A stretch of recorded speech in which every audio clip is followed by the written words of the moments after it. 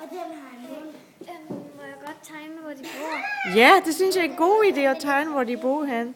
Og så den også. Sådan en telefon her. Hvor er en blok?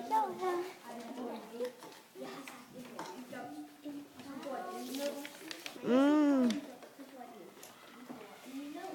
Så er deres burger færdig med øjne og mund og ben og arme.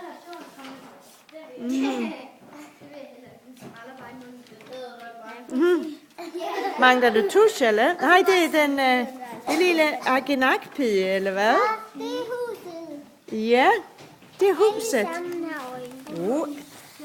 Der går de alle sammen ind i agenakhuset. Ja. Ja. Jeg er gang med at lave det. Agendakhus.